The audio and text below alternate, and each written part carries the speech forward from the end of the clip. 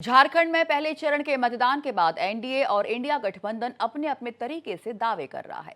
दूसरी तरफ बीजेपी का कहना है कि अब बारी संथाल परगना की है और वहां पर घुसपैठ का मुद्दा जनता के मन में बैठ गया है। इन दोनों मुद्दों पर पूर्व केंद्रीय मंत्री और बीजेपी के सांसद अनुराग ठाकुर से खास बातचीत की हमारे संवाददाता मधुकर आनंद ने। झारखंड में विधानसभा चुनाव को लेकर पहले चरण का मतदान संपन्न हो गया। दोनों पक्षों की बात करें तो अपने अपने दावे हैं, अपना अपना विश्वास है। इसमें कहीं दो राय नहीं कि बीजेपी के लोगों ने बीते 4 महीनों में जी तोड़ मेहनत की है। मेहनत जेएमएम ने भी की है। फील गुड में कोई रहा है तो कांग्रेस रहा है। हमारे साथ पूर्व केंद्रीय मंत्री अनुराग ठाकुर जी हैं। ये जो दावा दोनों तरफ से हो रहा है, आप कुछ ऐसा बोल दीजिए ना जिससे कि हम लोग विश्वास कर लें कि आपके दावे में ज़्यादा दम है। हमारे दावे में इसलिए दम है कि भाजपा जो कहती है वो करके दिखाती है। इसीलिए गुजरात, मध्य प्रदेश, असम, उत्तर प्रदेश, त्रिपुरा और हाल ही में हरियाणा में लगातार हमने सरकारें एक के बाद दूसरी बार बनाई है। हमने हरियाणा में बगैर खर्ची के, बगैर पर्ची के, बगैर कोई पैसा दिए, बगैर कोई सिफारिश लगाए 2,74,000 से ज़्यादा युवाओं को रोज़गार हमने वहाँ पे दिया। और झारखंड में हम 2,87,000 युवाओं को रोज़गार देने जा रहे हैं। हमने जो मोदी की गारंटी है वो सफल गारंटी है, देश भर में करके दिखाया। तीसरी बार मोदी सरकार बना के दिखाई है। झारखंड में लोग ठगा हुआ इसलिए महसूस करते हैं। झारखंड की महिलाएं हैं जिनको कहा गया था वृद्धा विधवा पेंशन लगाएंगे, 2500 रुपये नहीं लगी। कहा था 2500 रुपये महीना वंचित शोषित महिला को देंगे, नहीं मिला। कहा था 50% आरक्षण महिलाओं को सरकारी नौकरी देंगे, में नहीं दिया।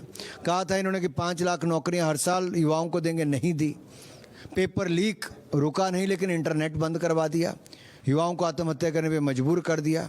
मात्र 11,000 नौकरियां दे पाए, उसमें से भी आधी लटकी पड़ी हैं। पेपर तो मेडिकल का भी लीक हुआ। मैं आप और कहता हूँ उसके तार भी कहाँ से जुड़े थे? आरजेडी के नेताओं के साथ, उनके कांग्रेस के नेताओं के साथ। और पेपर लीक जिस तरह से राजस्थान से लेकर छत्तीसगढ़ में हुआ, ये कांग्रेस की सोच है जो पेपर लीक कराने की है। और मैं अब आपको एक बात और कहूँ, ये तो कांग्रेस वाले अब तो घुसपैठियों को भी मुफ्त में सिलेंडर और सुविधाएं देने की बात करते हैं। इन्होंने लव जिहाद, लैंड जिहाद कांग्रेस के इशारों पर, उसके आदेश पर हेमंत सोरेन जी ने यहाँ पर खुलकर करने दिया है। एक महत्वपूर्ण सवाल दूसरे चरण को लेकर के होता है कि जो लैंड जिहाद या घुसपैठ का मुद्दा या डेमोग्राफी चेंज का मुद्दा जो 4 महीने में बीजेपी ने जी तोड़ मेहनत से स्थापित किया है, अब वहाँ चुनाव है। वहाँ के आदिवासी क्या इस मुद्दे को हाथों हाथ ले रहे हैं? इसके बारे में कुछ पता किए हैं? देखिए, आदिवासी भुक्तभोगी वो अपने सामने हैं। आदिवासी महिलाओं के साथ जो अत्याचार हो रहा है, उनकी आबरू से लेकर उनके आवास, उनकी ज़मीन, सब कुछ छीनने का काम बांग्लादेशी घुसपैठी रोहिंग्या मुसलमान कर रहे हैं। और राहुल गांधी जी के आदेशों पर हेमंत सोरेन जी की सरकार जिस तरह से उनको संरक्षण दे रही है, ये अपने आप में दिखता है कि कांग्रेस का हाथ घुसपैठियों के साथ।